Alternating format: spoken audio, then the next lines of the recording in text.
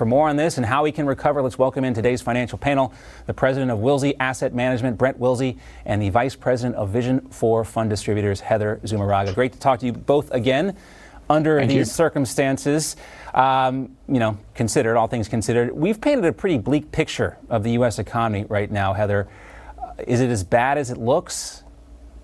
Oh my God. I mean, it really is. Another 5.2 million Americans filing for unemployment today, totaling around 22 million that have lost their jobs in the past few weeks due to COVID-19. And, just a month ago, that was unimaginable, that now we're looking at an estimated 5-6 million job losses every week and talking about it as if it's normal. But I think the key here is that as much as those that are losing their jobs need help, we need to make sure that people don't make more being unemployed than they do staying employed. And programs like the Paycheck Protection Program address that and incentivize employees to keep their employers to keep their employees. But look, you do not want essential healthcare workers on the front lines making less than those that are unemployed. Yeah, that is hard to imagine. Brett, we kind of said that some of these ideas that Democrats were putting in there, Brent, these ideas were good. That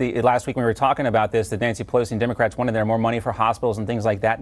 But do we have time to wait?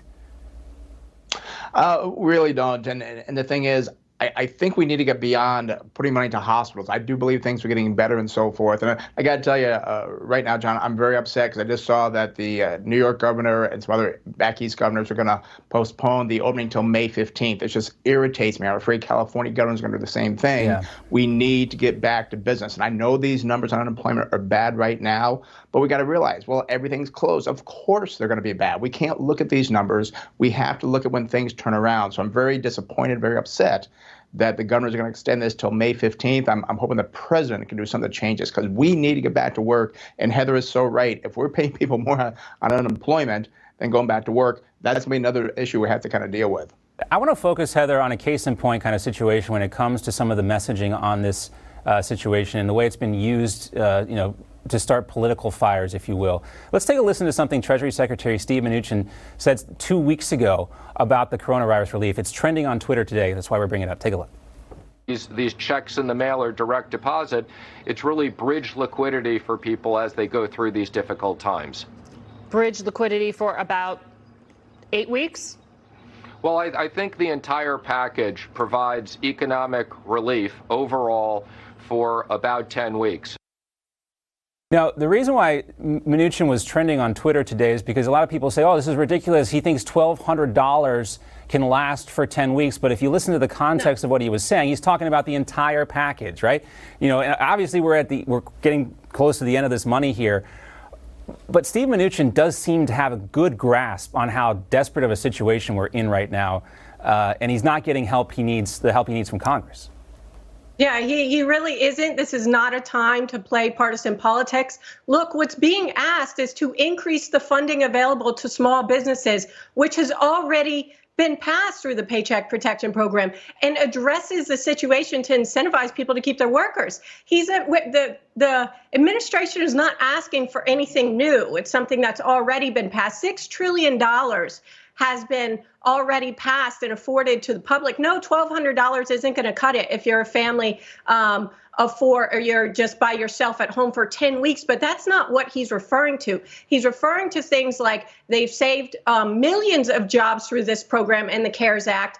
And right now, $300 billion, more than that, has been given to small businesses. Over 1 million small businesses have already applied and been given these loans, which may be actually grants at the end of the day. That's the type of stuff that Treasury Secretary Mnuchin is referring to. And Brent, these Democrats want to give more money directly to the American public. They're talking about bigger checks every week.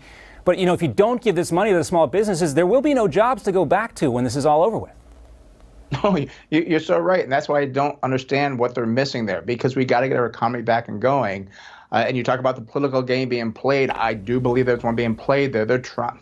I'm going to say But this. why? I think they're trying to keep the economy suppressed, so it looks bad when Trump runs for re-election. And I that's just the way I feel. And I hate to say that because we need to think about the American people. The guy with a little corner store that is closed, that he can't feed his family. Yes, we're getting some money for that, but I'm just getting very angry. And then I saw the governor of California. He's going to give $500 to every illegal here in California. Like, what is going on here? Let's get the businesses back to work. And one more thing, John, real quick. Sure. China, when they reopened their country for business again, one of their larger retailers, they had their best day ever. I think they did $2.7 million just in one day. We need to get back to work. We need to get people back in the economy, and it's. People are itching to get out of the house, and they need, this is stimulus money. They need to get out and spend the money. It's hard to get out and spend these stimulus checks when everybody's locked down. That's the point of getting this money in people's hands. Got to keep the capital moving, cash flowing in this economy. Brett, Heather, great to see you both.